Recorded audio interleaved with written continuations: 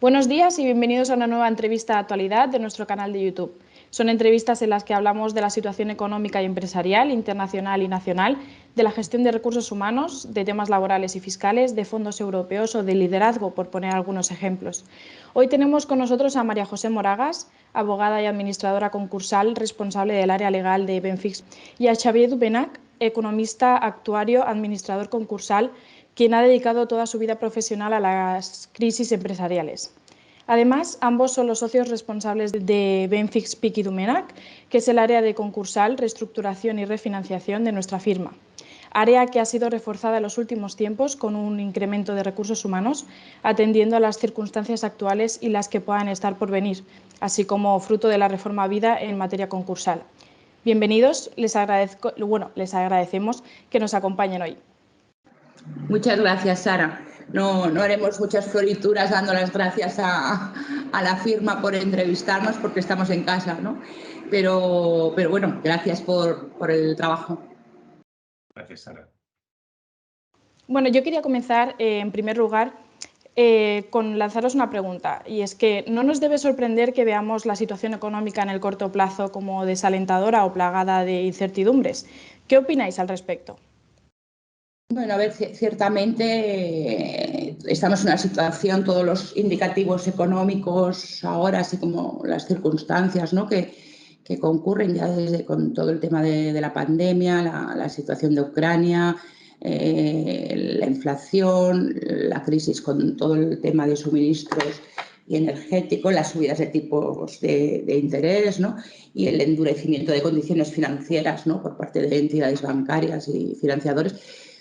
Pues bueno, parece correcto lo que dices, ¿no? No estamos en un contexto optimista, sino todo lo contrario, o de incerteza, o cuando menos un poco de no mucho optimismo, ¿no?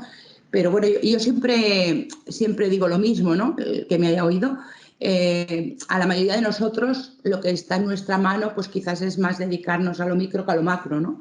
O sea, y por eso es un tema que nosotros pues practicamos, predicamos y ejercemos a diario, que es dedicarnos a lo que sí que podemos centrarnos, que en este caso pues es los proyectos de negocio que es donde podemos sumar, ¿no? A ver, yo haría una respuesta ambigua en el sentido de que parece absurdo, pero es lo que pienso. Lo puedes ver como el vaso medio lleno o el vaso medio vacío. ¿Por qué? Porque los datos que estamos obteniendo tanto de nuestros clientes, amigos cercanos, observación de la economía en España, etcétera, pueden ser vistos como muy negativos o muy positivos. Hay sectores que lo están pasando verdaderamente mal y hay sectores en que su percepción futura es espectacular. Con lo cual, centrarnos solo en que todo está muy mal, no sería lo adecuado. Pero bueno, cada uno en su sector lo irá viendo. Y en términos generales, ¿qué os parece la nueva legislación? A ver, sin duda es un avance más que positivo. Somos conscientes desde el despacho que se trata de una legislación muy concreta y para situaciones no comunes, por lo que no vamos ahora a decir que esto es la panacea fantástica de la legislación actual en España. No, es un tema muy concreto. Pero desde el punto de vista del deudor que tiene sus dificultades y pretende reestructurarse, o desde el punto de vista del acreedor que quiere asegurar de la mejor manera la recuperación de su crédito, encontrará en este nuevo marco legislativo un terreno mucho más eficiente y competitivo, y aquí quizás deberé explicarlo, pero mucho más eficiente que lo anterior. O sea, desde el punto de vista mundial, la legislación española se ha convertido en una de las legislaciones más potentes en materia de reestructuración e insolvencia de la que partíamos hace 20 años. Y todo este trabajo legislativo de modernización del marco, pues nos ha costado no un poco trabajo, sino un desempeño brutal a nivel político y de instituciones al que claro, como presidente del Consejo de Economistas no podemos olvidar al principal miembro de esta organización, que es Valentín Pich, que todos conocéis en el trabajo que ha realizado desde el Consejo de Economistas. Mira, yo poco a añadir, ¿no?, a lo que ha dicho Xavi. Cierto, en mi opinión, que no tiene por qué ser la correcta, comparto con él que en principio de traer muchas cosas buenas. Ya trabajábamos con institutos, lo que llamaban institutos preconcursales, para trabajar antes de la insolvencia. Ahora pues vendrán más detallados, dan más margen de maniobra. Pero a mí me preocupa, y eso quizás sea culpa de los profesionales, ¿no? O sea, que no lo sabemos trasladar bien. Pero yo siempre digo, ¿no?, que cuando hay problemas o en compliance o en mil historias, ¿no?, o sea, para las empresas grandes pues tendremos los instrumentos adecuados y los operadores jurídicos y económicos, tendremos unas reglas del juego que favorecerán todo este tema. Pero a mí, con todas estas normativas, me preocupa las micropymes, las pequeñas y medianas empresas, que son la gran mayoría, el porcentaje más elevado en el país. Entonces, en tono mea culpa, que quizás los profesionales no somos capaces de gestionar, porque si al final de la película hablo en términos porcentuales, resulta que tenemos un 96% de micropymes en España, y tenemos una legislación muy buena, pero nos seguimos dando que no somos capaces de ayudar a esta tipología de empresa, ¿no?, que es lo típico, ¿no?, porque han ido muchísimos concursos a liquidación, pues porque el empresario al final sigue siendo un estigma, porque le da miedo todo este tema, que suena concursal, Yo creo que bueno, pues tendremos que hacerlo un poquito mejor, ¿no?, porque las herramientas jurídicas las tenemos. Perfecto. Y la reforma legislativa que estamos comentando sobre insolvencias y reestructuraciones, que ha entrado en vigor, como ya comentábamos anteriormente, con carácter general el 26 de septiembre de 2022, ¿cuáles son las principales novedades que aporta? Pues muchas, ¿no? Quiero decir que estamos en la 18 reforma ya. Por ejemplo, pues en lo que le llamábamos el anterior 5 bis, que luego ya fue trasladado al el escrito de comunicación de apertura de negociaciones, es uno de los temas que modifica. Sobre todo, y de esto nos explicará Xavier más, se elimina lo que era el acuerdo extrajudicial de pagos, tema mediaciones, introduce los planes de reestructuración, que para mí pues es la estrella de la modificación, ¿no? La solicitud de homologaciones de estos planes de reestructuración. También modifica pues las solicitudes de concurso que se presentan. O sea, modificaciones hay varias, no sé, Xavier. Podríamos estar hablando horas aquí. De hecho, tenemos ahora una sobre información o exceso de información. Todos los foros especializados están dándole vueltas a todas las novedades que tenemos, pero bueno, y yo digo, desde el punto de vista tanto del deudor en una situación, vemos el empresario que está pasando un mal momento, o aquel acreedor que quiere maximizar sus posibilidades de recuperación de créditos impagados. Toda la legislación que tenemos ahora encima de la mesa está prevista para incrementar la eficiencia. Hasta tal nivel que hay un procedimiento, yo diría que va a ser uno de los de mayor impacto en nuestra economía, por atrevido, ¿vale? Que es que vamos a reconvertir todas las situaciones de insolvencia, de recuperación de créditos, en un procedimiento especial que le llaman de microempresas. Decía antes María José que el 90% de las empresas de nuestro tejido pues, son microempresas, ¿vale?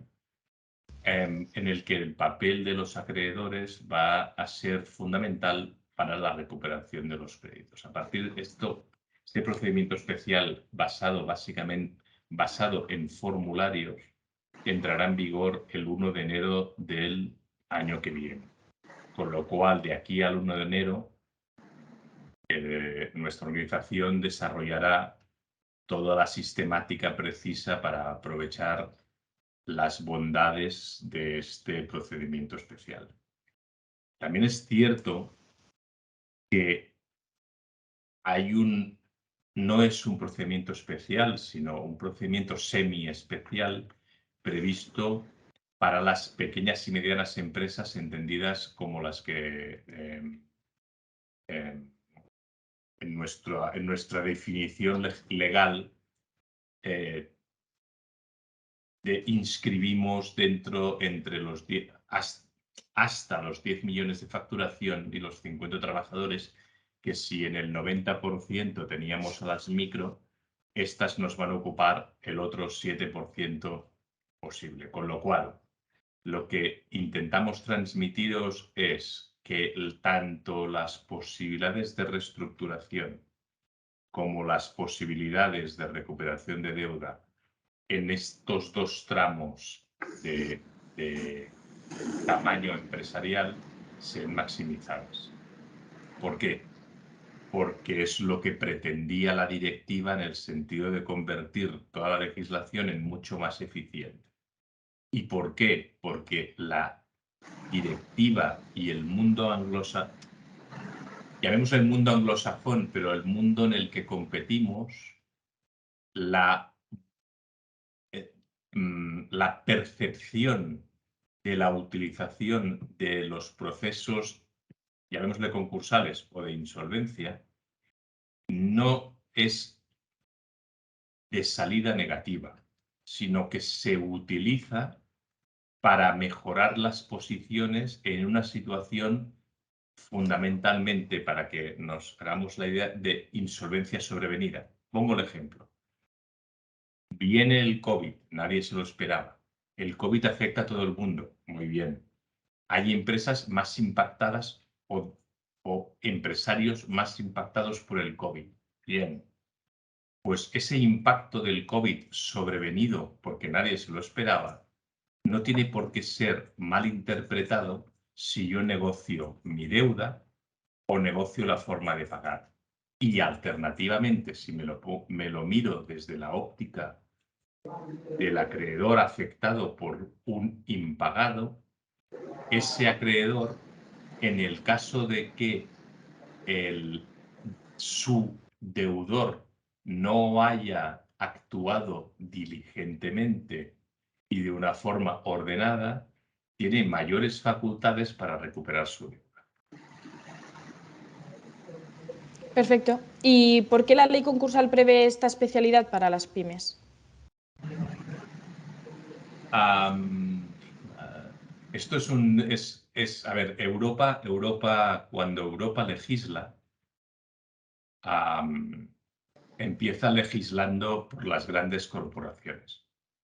Es decir, el marco económico, es evidente que el impacto de por bajarlo a nuestro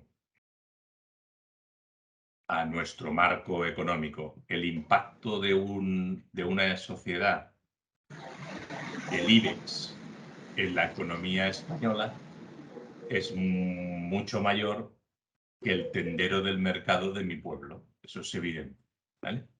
Con lo cual, en el momento en el cual Europa empieza a legislar, no solo en insolvencias y reestructuraciones, sino temas fiscales, temas laborales, siempre empieza pensando en las necesidades competitivas de los negocios europeos en el mundo en relación a las otras legislaciones del mundo, con lo cual, cuando empieza a legislar, legisla por los grandes. A partir de aquí, empieza a haber un desencadenante que en el caso español, por nuestro especial tejido, impacta de una forma muy agresiva. ¿Impacta por qué? Porque nuestro tejido en microempresas es muy grande y en pymes estamos en un punto intermedio que respecto a Europa tenemos muchas menos pymes que las que tienen ellos. Con lo cual, haber conseguido en la transposición de la directiva a nuestra legislación diseñar un marco previsto para las pymes tiene especial relevancia. Y la especial relevancia es algo ya que puede ser que aburra a muchos, pero conceptualmente en las grandes corporaciones en una situación de insolvencia, el deber fiduciario del administrador, esto es, el administrador nombrado por el consejo para dirigir esa sociedad, en una situación de insolvencia se distrae de su accionariado y pasa a ser de sus acreedores. Esto es un cambio muy relevante que, si me lo miro desde el punto de vista del deudor, es decir, el empresario que está en una situación de crisis, le va a asustar, pero si me lo miro desde el punto de vista del acreedor, que puede utilizar esta arma de negociación para recuperar su crédito, en lugar de asustar, ¿vale?, en función de lo que ustedes se encuentren, es un cambio legislativo relevante. En el modo español nos hemos quedado a medias. En gran corporación esto es así, los socios en insolvencia pierden el control, en micro nunca pierden el control y en pequeñas y medianas empresas se mantiene el control en manos del empresario en crisis.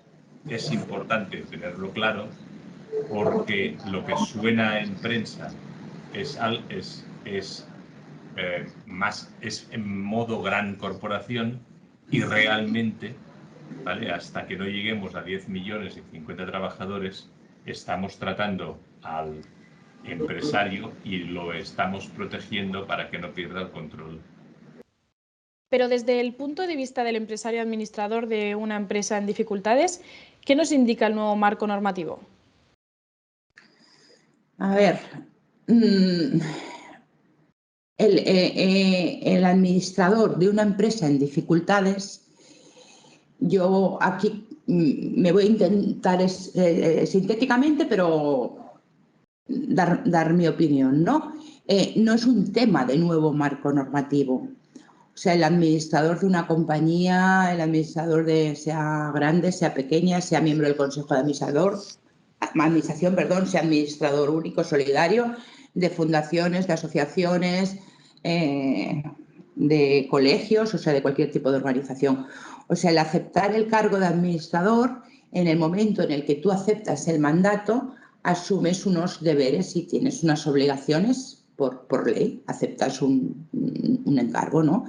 Entonces, esto que nos podemos remitir al derecho romano, a la diligencia del buen padre de familia, pues claro, si tú aceptas gestionar, representar y dirigir una organización, has de hacerlo bien. O sea, además, todo lo que ha evolucionado el tema de responsabilidad en los últimos tiempos, poca broma. O sea, yo recuerdo, llevamos ya muchos años de profesión y yo recuerdo, pues cada vez menos, pero recuerdo mucho de yo no sabía. O sea, yo no sabía, olvidémonos. O sea, el tema, pero que no es un tema de la nueva normativa. Es decir, que por Código Civil el que hace un daño a alguien responde por él, sea contractual o extracontractualmente. En derecho de sociedades, que nos iremos en nuestro caso al texto refundido de la Ley de Sociedades de Capital, pues entre los principios que rigen la actuación de un administrador, pues hay el deber de ser diligente. Entonces, ser diligente quiere decir cumplir con la ley, en primer lugar, cumplir con los estatutos, cumplir si hay otros pactos o tipos de acuerdos en la sociedad, ¿no? De la misma manera que podríamos hablar de un apoderado, que ahí sí que tiene un mandato, pero tendrá unas facultades, tendrá un contrato que está obligado a hacer qué y un poder para aquí. Entonces, si tú te sales de la norma y no causas un perjuicio a nadie, pues ningún problema. Si tú te saltas la norma y causas un perjuicio a alguien, pues vas a tener que responder. Entonces, aquí concurren varios tipos de responsabilidad, ¿no? O sea, la responsabilidad mercantil, o sea, por ley de sociedades de capital. Hablaremos también de una responsabilidad concursal.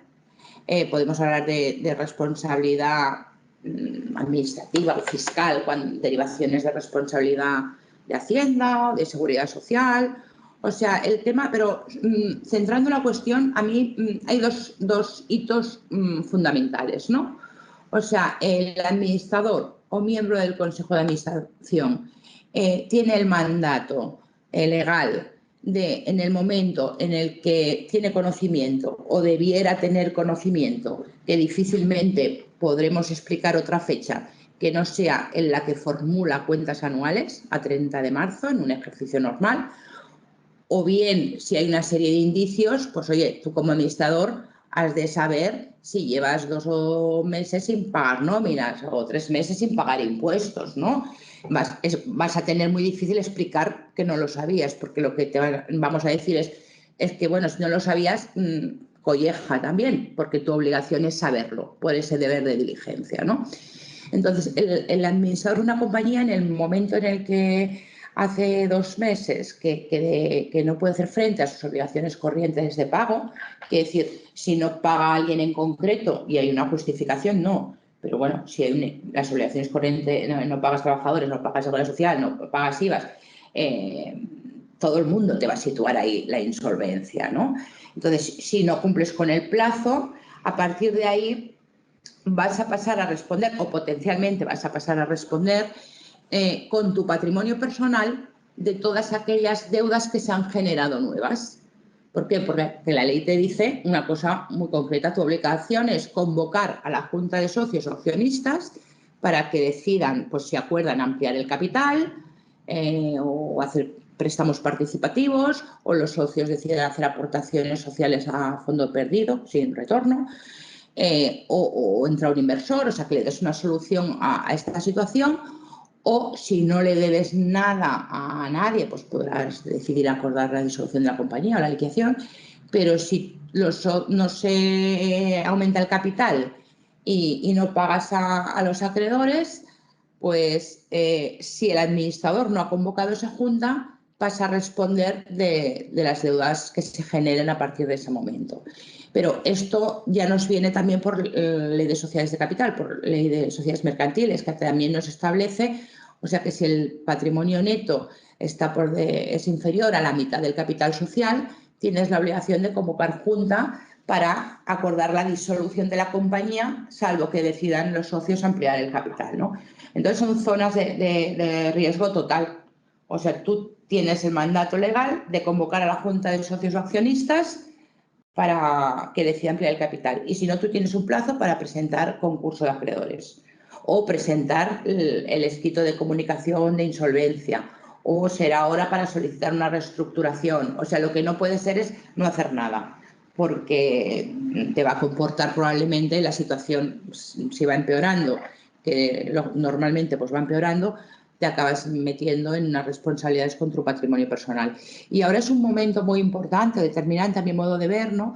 Porque tenemos que pensar que ya lo sabemos todos, ¿no? O sea, el gobierno aprobó una suspensión del plazo para presentar concurso de acreedores y aprobó una suspensión de que no se computasen las pérdidas que hubo en el periodo de la pandemia a efectos de este desequilibrio patrimonial de que los fondos propios no estuvieran por debajo de la mitad del capital social. Entonces, la suspensión del deber de presentar concurso por la pandemia acabó, si no recuerdo mal, el 30 de junio, Xavier, el 30 de junio pasado, o sea, con lo cual nos colocábamos en un escenario temporal de 2 meses para presentar concurso, julio, agosto inhábil, septiembre, pues en octubre ya poco, más allá difícil lo tenemos para explicar, ¿no?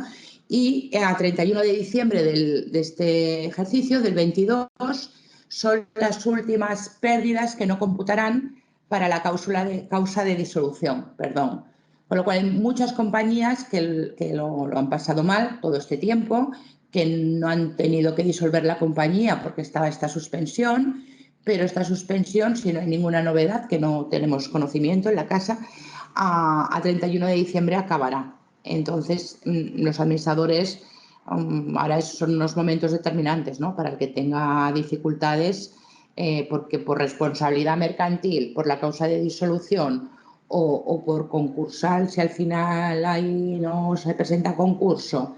Y más con lo que decía Xavier, ¿no? O sea, ahora no sé cómo ir a la práctica, porque esto lo acaban de aprobar y tendremos que esperar pues todo el año que viene a ver cómo va, a ver cómo interpretan nuestros jueces, pero el papel del acreedor pasa a ser un poco determinante. Entonces, yo todos estos años que llevamos en el mundo y con el gorro, cuando llevamos el gorro de administradores concursales, pues te encuentras mucho, bueno, el que comunica créditos con un abogado y ahí se acaba el trabajo y al final, o cuando con el gorro de abogado comunicas el crédito, recuperas el IVA y ya no sabes más, ¿no? O sea, ahora con esta modificación, el papel del acreedor, si es de su interés, puede ser mucho más activo y nos iremos. Yo, mi opinión es que a la que los profesionales pues empecemos a trabajar el texto por parte de los abogados, habrá abogados que representemos a acreedores, pues hay más margen, ¿no? Para complicar la vida, con lo cual mi consejo sería ese, ¿no? O sea, los administradores de las compañías, que ojito con estas obligaciones que nos pueden parecer formales y que, bueno, ¿no? A ver los socios qué hacen o qué dicen, o tiene que llegar un proyecto, o esto se arreglará porque llegará un préstamo. Ojito, porque si no hacemos lo que toca y las cosas no salen según lo planeado, pues responden con su patrimonio personal. Siendo concretos, ¿qué soluciones veis para las empresas que quieren reestructurarse? A ver, institutos preconcursales que comentábamos antes ya los teníamos, ¿no? Lo que la reforma, transponiendo la directiva, pues sí que viene a regularlos y a afinar y a regular con mucho más detalle estos antiguos acuerdos de refinanciación, que ahora se llamarán planes de reestructuración y que irán acompañados de la figura del experto en reestructuración.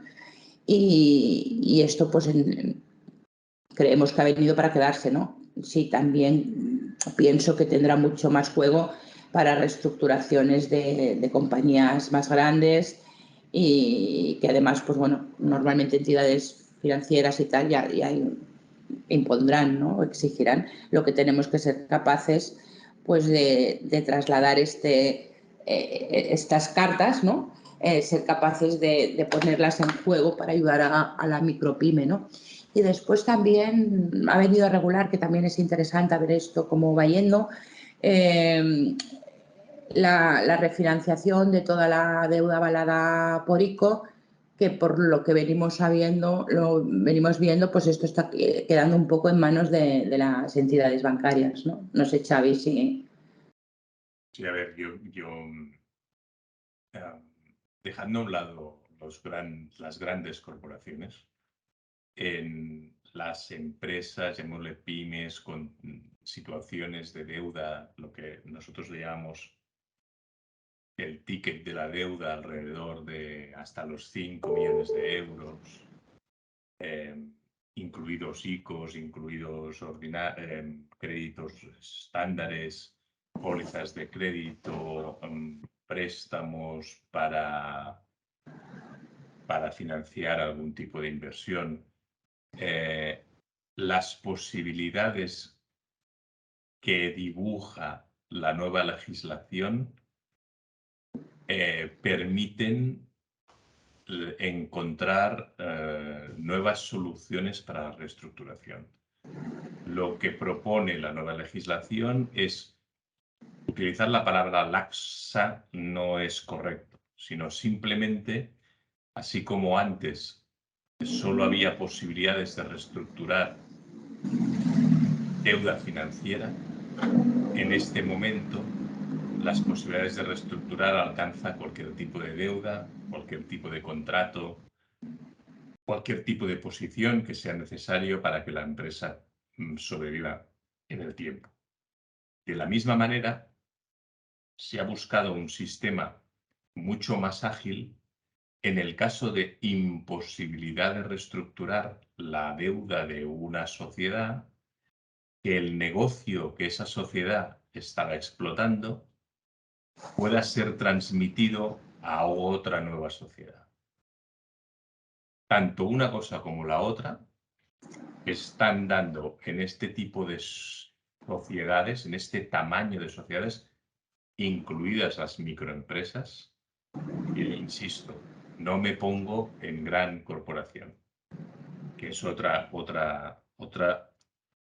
reflexión. Pero en pymes y microempresas, las posibilidades que nos da el actual marco son mucho mayores que las que teníamos antes del verano.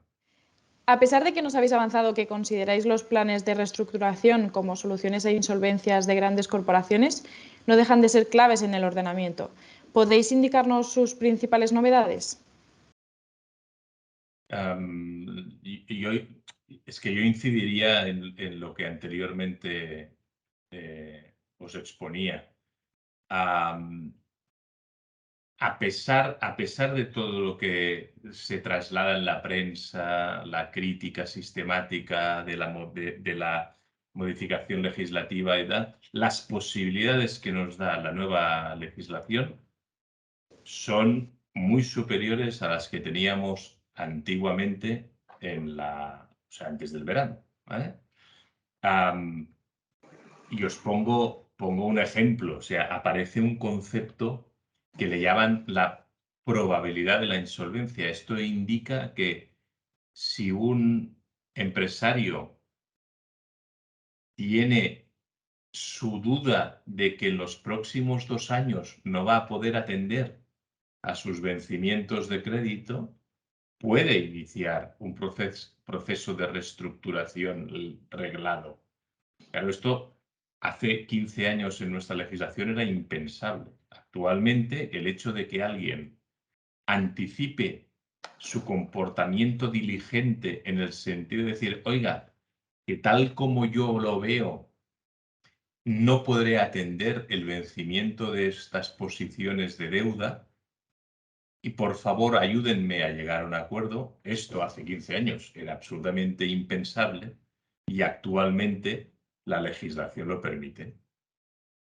De la misma manera, insisto, a pesar de lo que sale en prensa, que la deuda pública se ve exquisitamente protegida en el sentido de decir que nadie podrá llegar a un acuerdo de reestructuración de deuda pública, eso es inexacto.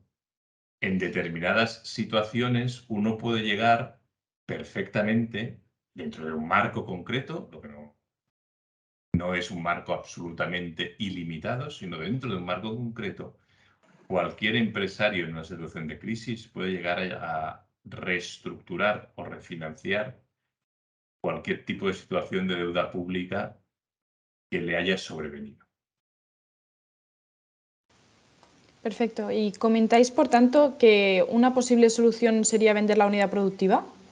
Sí, pero esto tampoco es una novedad, o sea, ya lo preveía la ley anterior, ¿no? O la legislación anterior, y además incluso novedades que ahora vienen reguladas, o sea, ya se estaba haciendo, ¿no? O sea, aquí quizás En Barcelona, Xavier, los jueces de lo mercantil han sido súper proactivos en todo el tema de venta de unidades productivas. O sea, nosotros hemos, por suerte, ¿no? Porque decir, bueno, llevar concursos de liquidación, pues tampoco es una función que has de hacer, pero dices, bueno, al final estamos aquí moviendo drama, ¿no? Son operaciones que se han hecho ya desde hace tiempo y ahora sí que es cierto que la nueva norma pues prevé que incluso, pero ya se venía haciendo, que incluso con la solicitud de concurso puedas presentar la oferta de unidad productiva. Aquí una de las novedades es que podrás pedir un experto que ya opere desde el principio de esto. Se puede vender la empresa entera, se pueden vender por ramas de actividad diferentes unidades productivas, los bienes. Si hay varias ofertas, pues se tendrán que exponer con transparencia y con todas las ofertas y al final pues el juez decidirá. También se da un trato cariñoso o especial a aquellas ofertas, siempre ya se hacía también, en las que se subrogan trabajadores, pues hay que estar al interés un poco del concurso, cuidar un poco el tema del empleo, pero bueno, viene quizás más regulado con algunas diferencias, pero es algo que por suerte pues ya se venía haciendo, ¿no? No sé si hay algo, Xavier, No, a ver, en este tema. yo lo único relevante de la legislación que ahora entra en vigor es que consolida lo que estaba contándonos María José, de que antes ya se hacía, pero el antes ya se hacía en un marco jurisprudencial que no legislativo. Correcto. Y ahora la ley ha consolidado toda esa praxis y lo que permite es dar, llamémosle, un mayor confort jurídico a este tipo de operaciones. Tanto para quien vendía y los trabajadores afectados en esa venta de unidad productiva, como, y fundamentalmente, al adquirente de esa unidad productiva que ahora le define exactamente la deuda que adquiere, y pienso fundamentalmente en deuda laboral y de la seguridad social. Ahora el marco está definido, con lo cual el adquirente sabe exactamente qué negocio está adquiriendo y qué deudas asociadas a este negocio deberá afrontar como parte del precio. O sea, no se trata de... Anteriormente el marco era difuso y la controversia era alta, y lo que ahora tenemos en el texto intenta reducir esta inseguridad que antes teníamos. Con lo cual, es un paso más, y es un paso más que, especialmente pensando en microempresas y en pequeñas empresas, es una solución muy potente para la continuidad del negocio. ¿Por qué? Porque cuando la deuda afectada en una situación de insolvencia es de poco tamaño, de poco importe, y cuando yo digo poco importe, no es poco importe para el deudor, sino poco importe para el acreedor, es decir, uno le debe 52.000 euros al Banco de Santander, por poner un ejemplo, ¿vale? Es muy difícil que el Banco de Santander negocie. Al ser muy difícil que el Banco de Santander negocie, las posibilidades de reestructurar en negociación la deuda son muy difíciles, con lo cual nos aparece muy bien. Nadie quiere negociar la deuda, pues vamos a salvar el negocio. Y aquí es donde la opción de gestionar unidades productivas y su traslación de una sociedad a la otra cada vez va a tener mayor impacto, y si estas ventas de unidades productivas se hacen con rigor, es una solución para la continuidad de los negocios. Total. Y si administro una sociedad que está en dificultades, antes ya lo habéis comentado, pero ¿podríais concretar los deberes de los administradores en situación crítica? Bueno, un poquito, Sara, lo que hemos comentado antes, o sea, pues es el deberes vienen regulados en la Ley de Sociedades de Capital, o sea, el deber de diligencia, el deber de buena fe, el no conflicto de intereses, quiero decir que está muy detallado. Pero ahora, no quiero reiterarme, pero importante controlar que no podemos hacer frente a las obligaciones de pago, convocar junta y tomar decisiones. Y, muy importante, examinar cómo nos queda, ahora que se ha acabado la suspensión, el tema del equilibrio patrimonial, que el patrimonio neto no esté por debajo de la mitad del capital social. Y no sé si viene a cuento de lo que me preguntas, pero esto me parece también muy relevante, que decía Xavi, todo este. Yo, la mayoría de empresas que al final hemos acabado en escenarios de liquidación, que son muchas, yo siempre digo, hay que ver pronto si la empresa es viable o no es viable y tomar las decisiones que correspondan. O sea, no es lo mismo tener un problema estructural, económico, que tener un problema financiero por unas circunstancias dadas. Y el que seamos capaces de detectar esto de inicio y ponernos a trabajar en serio, pues si no es viable no podremos hacer nada, pero es determinante para aquellas que son viables, o bien, al hilo de lo que comentaba Xavier, que puedan tener alguna rama de actividad en su interior que sea viable, pues poder salvar un poco los trastos, ¿no?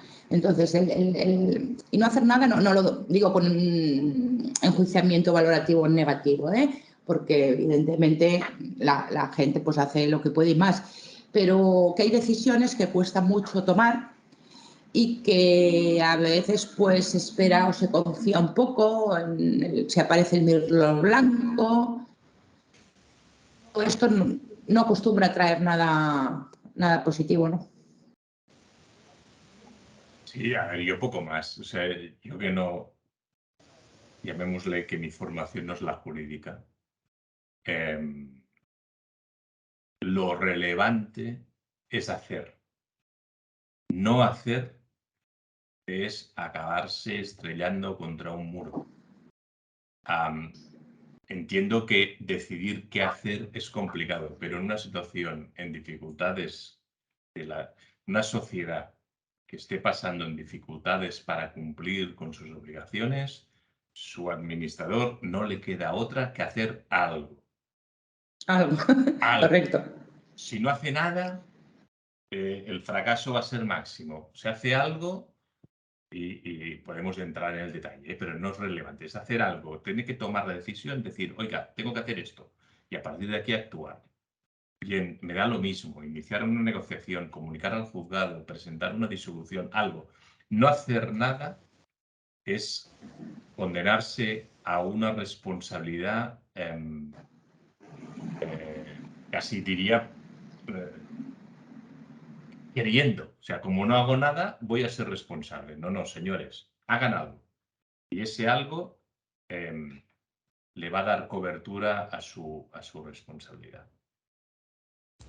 Y por otro lado, esto pues detectar todas las alertas estas tempranas de insolvencia que comentaba Xavier, pues bien sean los departamentos financieros con sus asesores fiscales que correspondan, con sus, pues bueno, que las cosas por sí solas, salvo que bueno, sea un negocio que tenga unas circunstancias, un entorno que comparto totalmente la opinión, ¿no? La tendencia suele ser a peor, ¿no? Si no hay nada extraordinario, con lo cual detección, prevención, pues siempre es positivo.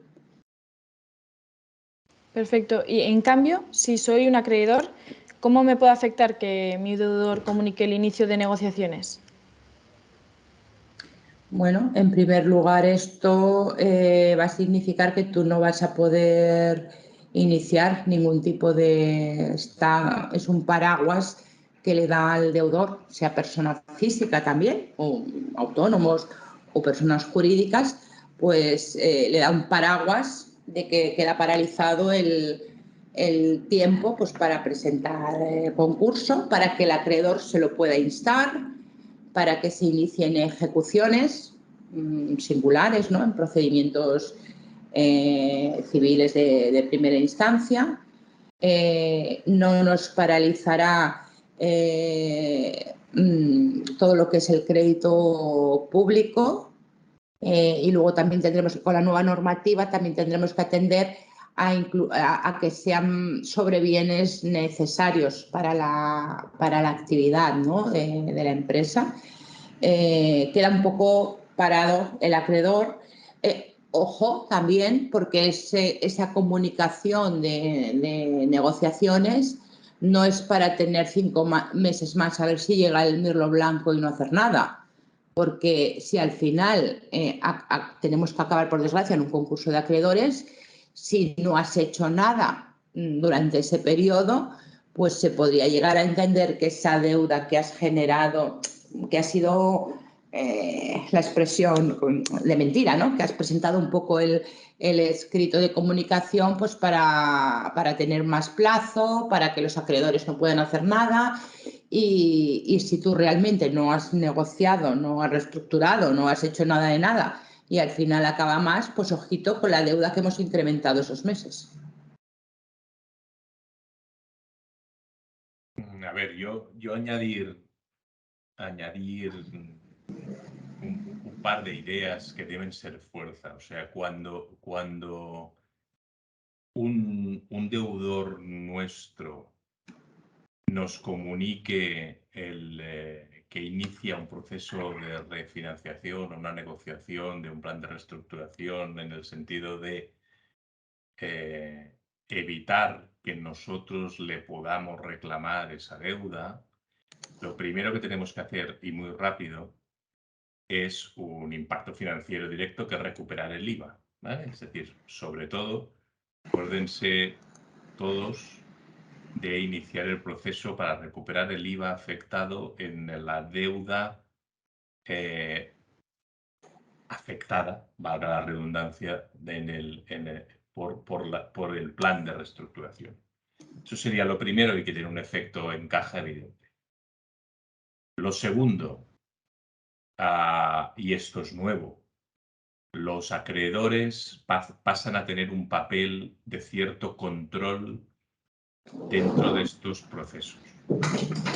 Si lo centramos como planes de reestructuración, el acreedor afectado en ese plan puede solicitar el nombramiento dentro de la negociación de ese plan de un experto en reestructuración, entendido como la figura profesional que la ley desarrolla. Nosotros en el despacho estamos habilitados para ser expertos en reestructuración, con lo cual cualquiera de ustedes que tengan encima de la mesa un plan de reestructuración y que quieran para tener un papel en esa negociación o un control de esa negociación, no duden en contar con nosotros. Primera idea del experto en reestructuración. Segunda idea, en una situación en la cual un deudor presente un concurso, no estoy diciendo un plan de reestructuración, estoy diciendo un concurso en el cual el juzgado indique que ese acreedor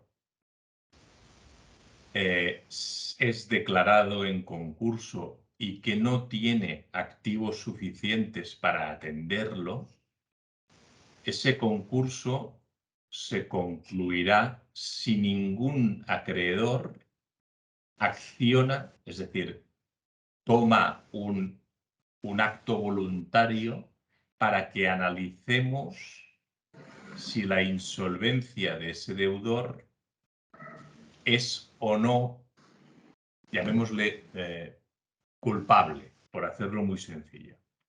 Con lo cual, para que esa conducta sea analizada, es necesario que el acreedor actúe para que se analice esa situación, ¿vale? Es decir, si somos afectados por un concurso y ese concurso pretende ser archivado por la vía rápida, y nosotros consideramos que la insolvencia de nosotros me refiero al acreedor, la insolvencia de ese deudor no es trigo limpio, pues entonces toca actuar y solicitar de los juzgados que nombren administrador concursal para analizar esa situación. Con lo cual, primera idea, IVA, esta es financiera. Segunda idea, ojo con planes de reestructuración, podemos ser expertos. Ojo con concursos para analizar la posibilidad de la reclamación al administrador de esa deuda. Y Perfecto. poco más. De acuerdo. Muchas gracias a ambos. Muchas gracias, señora Moragas. Muchas gracias, señor Domènech, por atender nuestras preguntas y dedicarnos su tiempo. Y les invitamos a usted y a ustedes y a nuestros clientes y colaboradores a visitar nuestro canal de YouTube, en el que encontrarán la colección entera de entrevistas, todas ellas de gran valor y que nos aportan mucha información. De nuevo, agradecerles y desearles que tengan un feliz día.